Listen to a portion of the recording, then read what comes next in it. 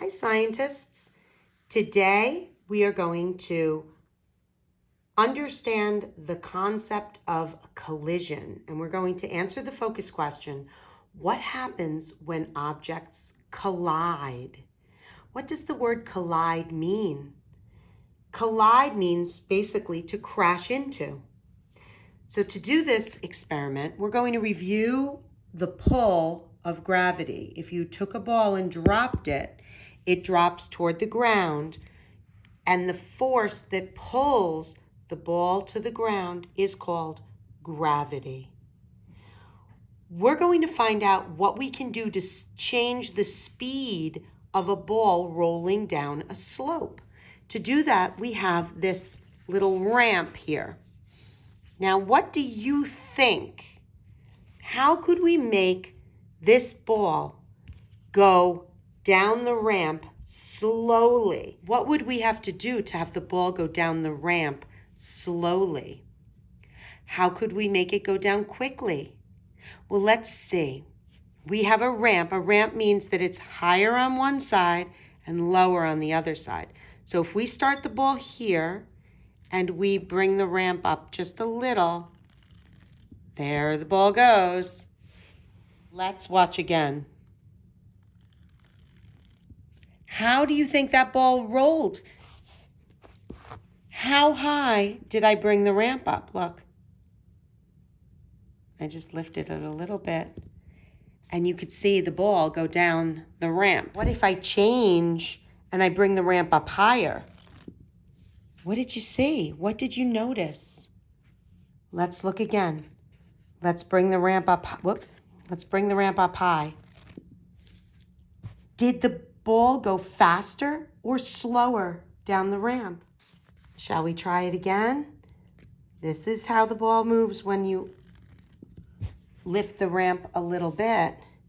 This is how the ball moves when you lift the ramp a lot. What did you notice? We're going to put our car at the end of the ramp. We're going to start our ball at the middle of the ramp. And now watch. What happened? Watch again. One more time. The ball collided with the car. It hit the car. What did it make the ball do? Look. Then, in that case, it made the ball stop. Look again. There, it made the ball hit and go in a different direction. What if I change the speed? Let's see. We'll do it slowly.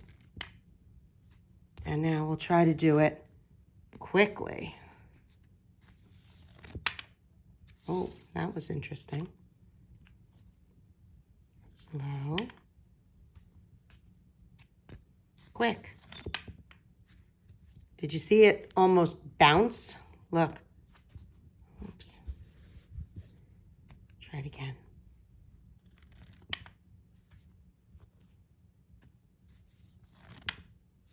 It bounced off the car and went in a different direction.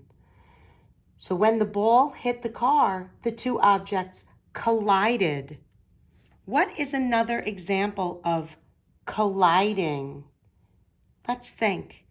If two people are walking and not paying attention and they bump into one another, they have collided.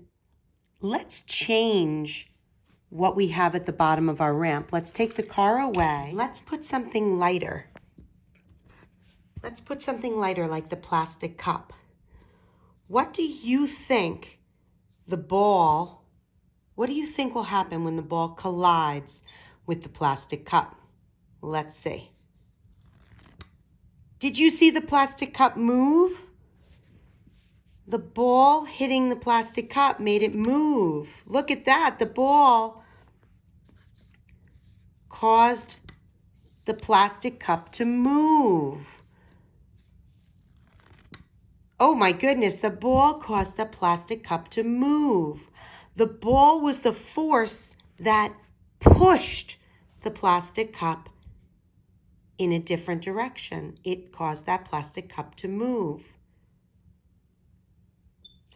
You can do this experiment.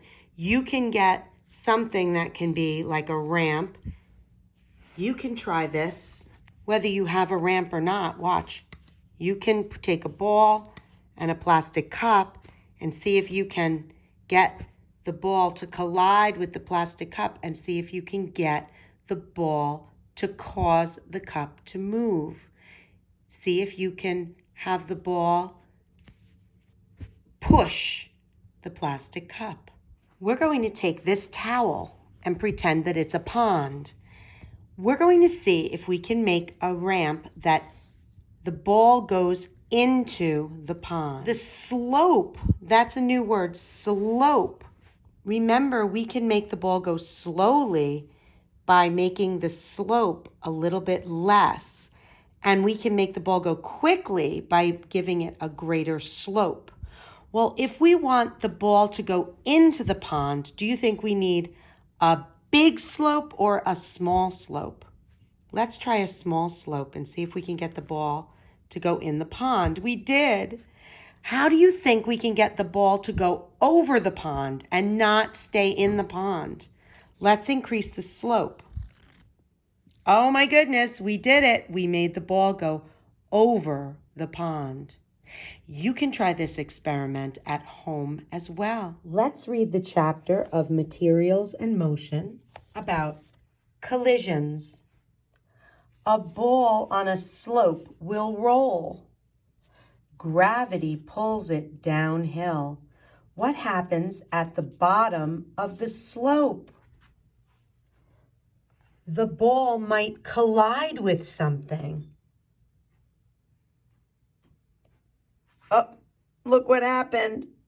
You can set up something like this at home if you want to try. What happens if a moving ball collides with other objects? The ball might push the objects away. When you bowl, look, you throw the ball, you push the ball, and it collides with the pins. The bowling ball pushes the pins away. A soccer player gets a pass. She might kick the ball. A kick pushes the ball in a new direction. A player kicks the ball into the net. The net pushes on the moving ball. It stops the ball. This golfer wants to hit the ball into a hole. How can he make the ball turn a corner? He might use the walls to push the ball. The walls can change the ball's direction. The ball rolls into the hole. So if he pushes the ball, hits the wall here and hits the wall here, it might go into the hole. This ball got a really big push. The ball pushed through a block wall. That is a big collision. Now you're going to take this paper, Investigation 4.2, Collisions.